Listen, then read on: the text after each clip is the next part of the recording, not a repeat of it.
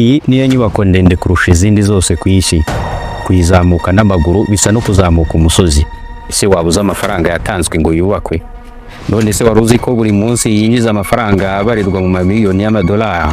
Burj Khalifa nicyo gitangaza cy'umuturirwa tugiye kumenyaho byinshi. Mbere yo kwinjira muri iyi nyubako idasanzwe, mbanje kugusuhuza no kuguha ikaze kuri JD Rwanda. Kwibutsa ko niba ari ubwa mbere uhageze, ari byiza gukora subscribe no gukanda ku nzogera kugira ngo izindi nkuru zacu nziza ujye uzibona mu ba mbere. Murakaza neza mu isi y'amazu maremare. Burj Khalifa ni inyubako iherereye mu gihugu cya Leta Zunze Ubumwe z'Abarabu, United Arab Emirates, Al-Imaratul Arabiyatul Muttahida, mu mujyi wa Dubai. Iyi nyubako iherereye muri downtown Dubai, hafi y'ahantu hazwi nka Dubai Mall n'ikiraro cy'amazi kizwi nka Burj Lake. Burj Khalifa yatangiye kubakwa tariki ya 6 Gashyantare 2004, iza kuzura tariki ya 4 Mutarama 2010. Bivuze ko yafashe imyaka 6 yose kugira ngo yuzure neza. Yuzuye itwaye akayabo ka miliyaridi 1.5 by'amadolari y'Amerika. Uyu mushinga watekerejwe n'ikigo cyitwa Emaar Properties. Inyubako ikaba yarashushanyijwe n'umwubatsi Adrian Smith ukorera muri Skidmore, Owings and Merrill SOM.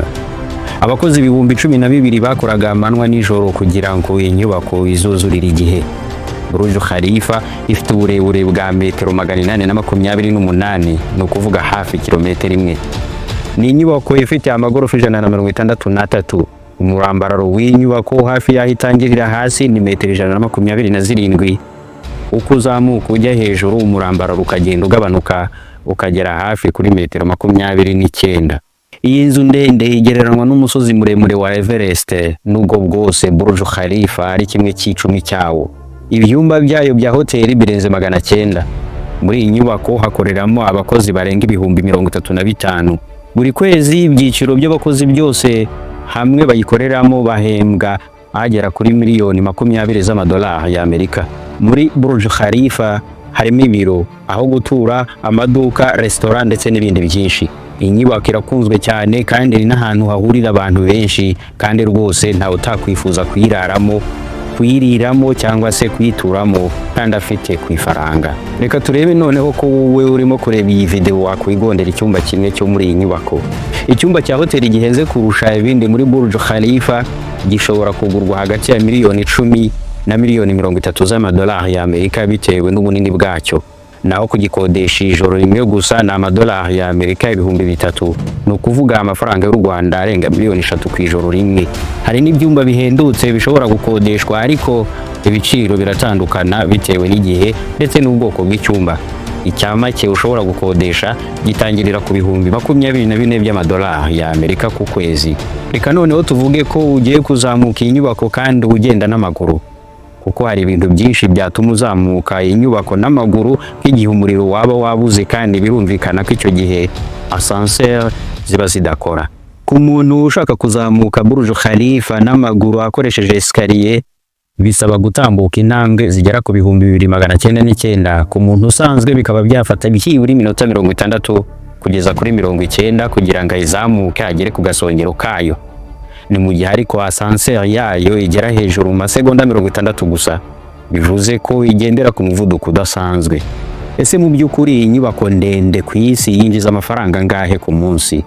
Buri munsi Burj Khalifa yinjiza amafaranga ari hagati ya miliyoni 2 na miliyoni 4 z'amadolari y'Amerika, aturutse mu bukerarugendo, ubucuruzi no gukodeshwa. Abantu barenga miliyoni 1 baza kuyisura buri mwaka. Ibyumba, ubukode bw'amaduka n'ibiro bihinduriye inyubako imwe mu nyubako za mbere zunguka cyane ku isi. Burj Khalifa ifite uburebure bwa metero 828 twabivuze. Mu Rwanda umusozi wa Karisimbi niwo muremure kurusha iyindi, ufite uburebure bwa metero 4,507. Bivuze ko Burj Khalifa iri munsi ya 1/5 cy'uburebure bwa Karisimbi.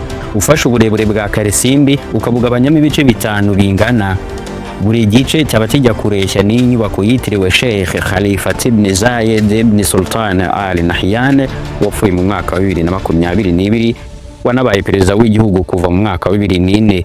Umwaka wanatangijwemo umushinga wo kuzamura iyi nyubako. Burj Khalifa ni ikimenyetso cy'ubuhanga mu bwubatsi no mu iterambere ry'ikoranabuhanga, ikaba ari ishema ku mujyi wa Dubai no ku isi yose muri rusange. Ibikoresho byakoreshejwe mu kubaka Burj Khalifa ni toni zirenga 330 za beto ndetse n'ibyuma bisaga 39 bya ferabeto. Ibi byuma bikaba byarakozwe ku buryo bwihariye kugira ngo bizabashe guhangana n'umuyaga mwinshi uhuha hejuru cyane. Iyi nyubako ifite system yihariye yo kugenzura ubushyuhe izwi ku izina rya HVAC system, ishobora guhindura umwuka w'imbere mu nyubako ku buryo buhuye neza n'ibyo abayituyemo bifuza. Ku igorofa ry'148 hariho ikibuga cyo kureberaho cyitwa At the Top Sky, aho abantu bashobora kureba umujyi wa Dubai wose n'inyanja itukura. Burj Khalifa kandi izwiho gutegura ibirori by'urumuri rw'ikoranabuhanga byihariye LED light shows, cyane cyane mu minsi mikuru nka Noheli, Bonane n'ibindi birori by'igihugu. Ibi birori bikaba bikurura abantu benshi baturutse imihanda yose. Muri Burj Khalifa harimo hoteli yihariye yitwa Armani Hotel Dubai, yashushanijwe n'umunyamideli w'icyamamare Giorgio Armani. Iyi hoteli ifite ibyumba by'ubwiza buhebuje, serivisi z'ikirenga n'imitako igezweho. Uretse hoteli, Burj Khalifa ifite naho gutura huje ubwiza buhanitse ku magorofa yo hejuru, aho abantu bashobora gutura mu nyubako zifite amateka n'ubwiza budasanzwe. Burj Khalifa ikoresha metero kibe zirenga 946 z'amazi buri mwaka. Aya mazi akaba akoreshwa mu bikorwa bitandukanye birimo gukonjesha inyubako, kuvomerera ubusitani no mu bindi bikorwa by'amasuku. Kubera uburebure bwayo, Burj Khalifa yubatswe ku buryo ishobora guhangana n'umuyaga mwinshi. Ifite igishushanyo cyihariye Y-shaped design, ishusho y'inyuguti ya Y, kigabanya ingaruka z'umuyaga kuri iyi nyubako, bikayigira ntasimburwa mu bwiza no mu miterere yayo. Burj Khalifa ni ikimenyetso cy'ubuhanga, ubukerarugendo n'iterambere.